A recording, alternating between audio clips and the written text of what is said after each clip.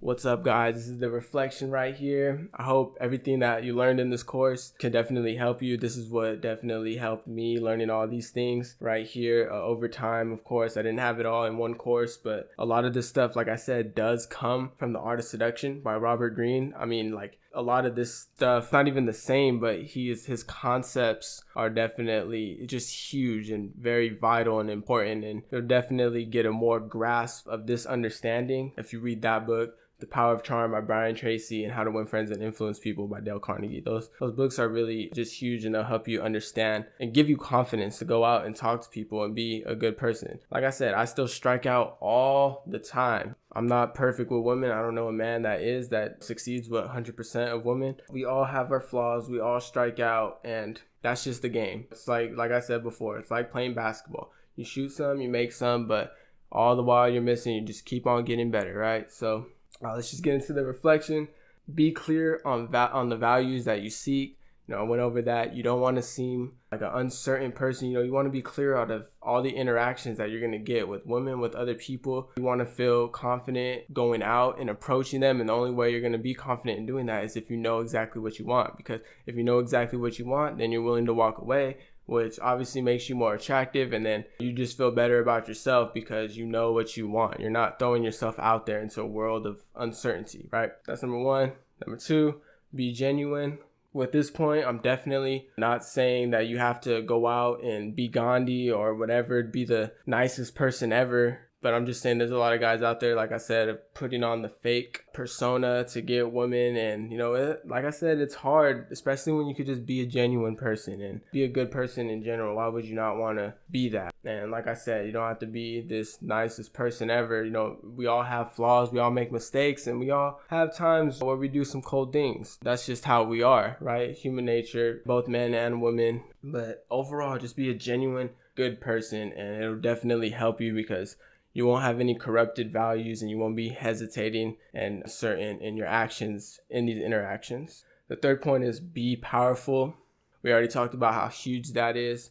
Have power over yourself, have power over situations, and it's highly seductive. Next thing is be humorous. Of course, another one right there. That one's huge. I've had a bunch of women tell me directly that that's the most important thing, a guy's sense of humor. Of course, there's a lot more. Like I just went in throughout this course, I went over a bunch of things, right? So they don't just want sense of humor, but it's just because guys that have a good sense of humor tend to be confident in themselves. They're just telling jokes, no hesitation. They're not thinking about really what they're saying. They're appropriate most of the time if they're attractive, right? What they're saying, but they're being humorous. They have high charisma. They're doing all those things, right? So having humor is huge, especially if it's coming straight from a woman saying that that's what she looks for most in a guy, right? Having that sense of humor, displaying it with power and confidence, huge. Be certain and secure. Like I said, that one goes along with the humor and everything. A lot of those guys seem very certain, very secure of themselves. Oftentimes, actually, people that are very humorous, they make it to hide their insecurity. So if you're very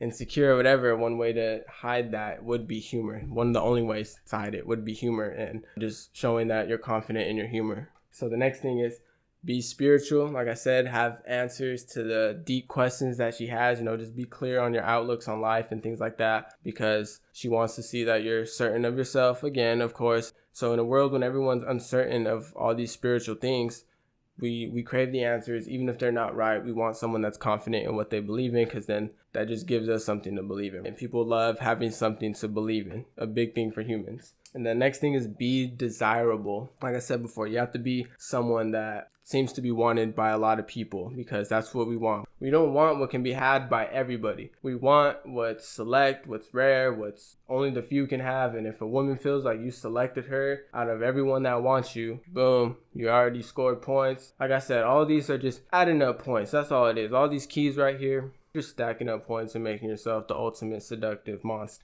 The next thing is be unpredictable. Don't let them figure you out. Just stay a step ahead of the situations that are going on. Try to read what's coming, so that way you know when to do certain things before and when to hold certain things back, and just be unpredictable. Because if you're a step ahead, then it's easier for you to do that, because you kind of know what's coming and you know what you're going to do before they know what you're going to do. That's what makes it easy to do it, right? So The next thing is be in the zone. That also helps with being unpredictable and doing all these things. You have to be in the zone. That's one of the biggest ones on here, because if you're too busy thinking about anything else, not the situation, not the interaction that you're in, then that obviously kills it, because you're not focused on it. So nobody wants to get lost in an interaction that the other person is not lost in. It's like talking to someone that's intoxicated or whatever. It's like, you're talking to someone that's not fully there. People just want you to be fully there, fully attentive. So that's that one. Be in the zone. Yeah, pay attention to detail. So be selectively weak is the next one. If your character and your personality is more weaker and less dominant, and you don't really have to show selective weakness, yours would probably be more show selective power. But yeah, like I said, with the being selectively weak, that feminine people or feminine men, they don't have to be selectively weak because they're already showing their weakness through their feminine side. But like I said, if you're that way, you don't really show selective powerfulness, I guess, or however you would say that. You're just kind of more showing that you can be a man, but that you're very feminine. That's only if that's who you are. I'm not suggesting that you go and do that. I'm just saying if that's who you are already, then that's how you would implement that. And if you're more powerful, cold approach, show your weak side. So the next one is be a mysterious star. Be the star of the movie. You're the star of the situation. That's what you are. You're mysterious. People want to know more about you. You're throwing bones to them pretty much, and they don't know what else you have in store. That's what it is. It's like when exactly what I just said. When you find a dog, what happens when you find a stray dog and you feed it? It keeps coming back, right? Because it's like, what else do you have? You're going to keep feeding me. You got a home, whatever. That's what you're doing out there. You're just throwing bones to people, and they want to know what else there is to you. So just be mysterious star, make people want to know your backstory. Next one, be a pain and pleasure. You got to inflict some kind of pain, so that way you could lower the positive energy, so that way when it comes back up, when you raise it, boom, it's amazing. And I just keep thinking of the point, sex after an argument is amazing, because that really is the ultimate example I could give for that. So next thing is insinuation. Make her think that your ideas are her own ideas. You're planting those ideas in her head. So it's insinuation.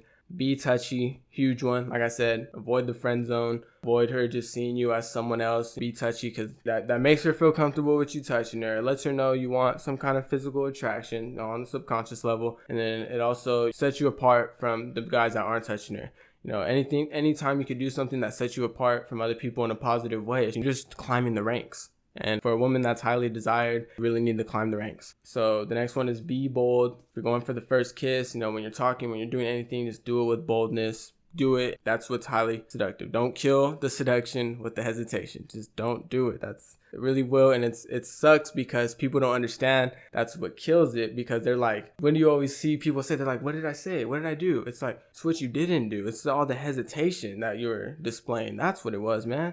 So be bold, no hesitation. Be her fantasy. Like I said, that one's huge, because when you can master that, when you can find out what her ideal lover is and then be it without changing your values, of course, because her ideal person, a woman that you want, her ideal person is probably not someone that's bad, right? Those are for, I'm not trying to take shots at women, but some women, and as well as men, they have really rough childhoods, and sometimes they just never get over it, and it's sad, and they don't know how to let anyone be good to them. And I'm sure we all know those. I know those people, and I know you guys know some of those people. We all do. And it sucks, but those women, their fantasies are, I guess, a Prince Charming. And but I would suggest not going after those women anyways. You don't want to deal with that. So a good woman, obviously, she envisions a man of great values and charismatic and all that stuff, which I'm going to get into right here, of course. But yeah, so be her fantasy. And be water, be formless, be able to adapt. So situations come up. Boom, adapt, think on the fly. You have to be able to do that. Like I said before, I learned to adapt. Got a lot of other things right, but when things just didn't go to plan, it would be a failure. And a lot of times things aren't going to go to the plan. So you have to be ready for that. Be able to adapt. And the next one, like I said, be charismatic. Biggest one right there, because that's your energy level. That's your energy level, man. Be charismatic. Have it high. Your energy is what's contagious. That's what people want. That's what women want. So that's the reflection right there. Just study these, master them, implement them. Taking it all in at once is kind of difficult. So I would suggest just try to interact and try to practice on these more than others at certain times. So that would they become a part of who you are, and a part of who you are when you get in social situations, when you get in situations talking to women and all that stuff. This stuff is just very interesting to me. I love it. I hope you guys like it as well. I hope you guys enjoyed this course, this reflection, all these keys right here. I know you guys get this stuff down right here. I'm pretty sure you guys should be confident too that you guys will be very seductive right here. You guys will be the man, not the man that the gurus talk about, like the jerk and the big boss, but really the man right here. This is what you master right here. This is how you be seductive. And yeah, hope you guys enjoyed this course, and let's get into the next video. Last one, close out.